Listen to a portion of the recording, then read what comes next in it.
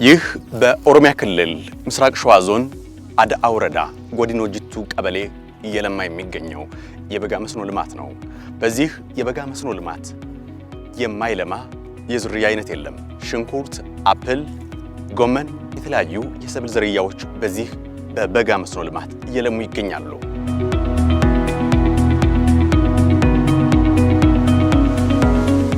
አምራቹ ወጣት አቅሙን በሀገሩ መሬት አልምቶ ሀብት ማፍራትን ባህሉ እንዲያደርግ በምስራቅ ሸዋ ዞን አድአ ወረዳ ነዋሪ የሆኑት ወጣት አሰገድ ተክለ ዮሐንስና ዮርዳኖስ እንዳለ አብነት ናቸው። አጋጣሚው ከሁለቱ ሩቅ አላሚ ተስፈኛ ወጣት ጓደኛሞች ጋር አገናኘን። የአርሶ አደር ልጆች እንደመሆናችን ባገኘነው ልምድና ተሞክሮ የበጋ መስኖ ልማትን ጀመርን ይላሉ። ወደዚህ የመጣ ነው እድሜያችን ለስራ እንደደረሰ ከትምህርት 10ኛ ክፍል ነው ያቆምኩ። ከ10ኛ ክፍል በኋላ ወደዚህ ስራ ገባው ማለት ነው። የመስኖ ባህል እንግዲህ ያው ከድሮ ከአባቶቻችን የተጀመረ ነው። ያው እዚህ አካባቢ ደግሞ ለረጅም ዓመት የቆየ ነው እና ያው ከአባቶቻችን የለመድነው ልምድ ነው ማለት ነው። ይሄንን ይመስላል እየሰራን ያለ ነው።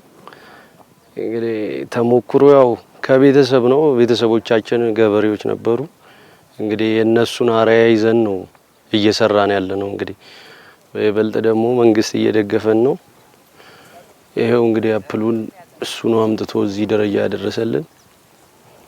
እዚህ ደርሰናል። እንግዲህ ጓደኛሞቹ ከመንግስት ባገኙት የምርጥ ዘርና የሙያ ድጋፍ ከ7 ሄክታር መሬት በላይ ቀይ ሽንኩርትና አፕልን እያለሙ ይገኛሉ።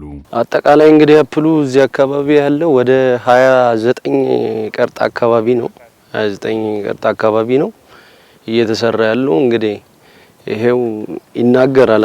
ኤክስፖርት ስታንዳርድ ነው። አፕሉ ነገ ፍሬ ሲጥል ወደ ውጪ ነው። እንግዲህ መንግስታችን እስከዛሬ ጤፍና ስንዴ ነበር ስንሰራ የነበረው። አሁን ላይ ይሄንን አፕል አምጥቶልን በዶላር እንድንቀይረው ሰርተን እንድንለወጥ አድርጎልናል። ያው አሁን ላይ እንደ ድሮ አይደለም። በአመት 3ቴ እንጠቀማለን። አሁን ላይ ያው መንግስት ባመቻቸልን እንትን መንገድ ያው አሁን ላይ እዚህ ማሳ ውስጥ የምታዩት ሽንኩርትና አፕል ነው። አፕሉ ደግሞ ያው መንግስት በአመጣልን የተመረጠ ምርጥ ዘር ተብሎ ከውጭ ሀገር መጥቶ የተተከለ ነው። ያው ምርት ውስጡ ደግሞ ያው በጎን ለጎን አፕሉን እየሰራን ውስጡ የተለያዩ ነገሮች እንሰራለን ማለት ነው። የቀደመውን ኋላ ቀር አስተራረስ ባህል ቀይሮ መጠቀም ተገቢ ስለመሆኑ የሚናገሩት ወጣቶቹ በሚያገኙት ድጋፍ ጥቅሙ ከተለመደው የሰብል ልማት የተሻለ ሆኖ እንዳገኙትም አጋርተውናል። አዋጭነቱ አትክልት ነው። ያው እህል ሲሆን አባቶቻችንም ሰርተው እንግዲህ ከፍ ያሉበት ደረጃ የለም። ግን አሁን ላይ እኛ ይሄንን አፕል እዚህ መሃል ሰርተን ማህሉ ላይ ደግሞ ሽንኩርት ነገ ደግሞ ይሄ ተነስቶ ሌላ አትክልት ነገር ነው የምንጠቀመው። በሁለት ነው በአመት ውስጥ ሁለት ጥቅም ነው የምትጠቀመው። አንድ ከሽንኩርቱ አንድ ከአፕሉ ነው የምትጠቀመው። በተለያዩ ቦታ ላይ እየሄድን ስልጠና ይሰጡናል። በዚህ ያው እዚህ አካባቢ ላይ ይሄ አፕል አቮካዶ የተለመደ አልነበረም።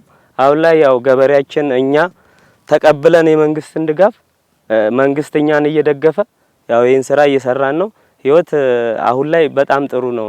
የግብርና ባለሙያውም ይህንኑ ሐሳብ ይጋራሉ። እኛ የምንሰጠው እዚህ የሙያ ድጋፍ ነው የምንሰጠው። የሙያ ድጋፍ ሲባል መሬቱ ላይ እንዴት መስራት እንዳለበት፣ ለምሳሌ አሁን ሽንኩርት ለማምረት ምን አይነት ሽንኩርት መምረት አለበት ቫራይቱ ማለት ነው። አፕል ከሆነ ምን አይነት አፕል ምርታማነት ለማሳደግ የቱ ነው የሚሆነው እናሳያለን፣ እነግራለን ማለት ነው። እዛ ላይ ደግሞ እኛ ስልጠና ነው የምንሰጠው ማለት ነው። ስልጠና ስለ ሳይንሱ ነው የምናስተምረው። በዛኛው ነው የሚሰሩት ማለት ነው። ትላንት ግን እንዲህ ባለ መልክ ወጣቱንም ሆነ የተፈጥሮ ሀብትን አሰናስሎ መጠቀም ባህል አልነበረም። የኢፌድሪ ጠቅላይ ሚኒስትር አብይ አህመድም ስለ ችግር አብስተን ስላወራን ችግሩ መፍትሄ ያገኝም ያሉት ለዚህ ይመስላል። ኢትዮጵያ ውስጥ ድህነት አለ። ኢትዮጵያ ውስጥ ችግር አለ። ኢትዮጵያ ውስጥ ያለውን ድህነትና ችግር በአንቀልባ ተሸክመን ስለዚያ ችግር አብዝተን ስላወራን ችግሩ ዘላቂ መፍትሄ ያገኛል። ችግርን አንደርስታንድ ማድረግ መረዳት በጣም ኢምፖርታንት ነው። እናም ታሪክ መቀየር የሚችል እቅድ መወጠን ከዚያም በውጤት ጎራ መጓዝ ግድ ይላል።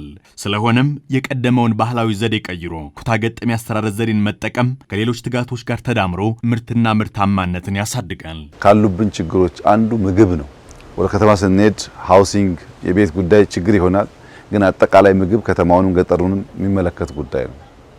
ለምግብ የተለያየ ኢኒሼቲቮች ከለውጡ በኋላ ጀምረናል። ለምሳሌ በገጠር አንዱ ዋናው ኢኒሼቲቭ ክላስተር ነው። አርሶ አደሮች በተናጠል ከሚያርሱ በጋራ ሆኖ ቢያርሱ ምርትና ምርታማነት ያድጋል።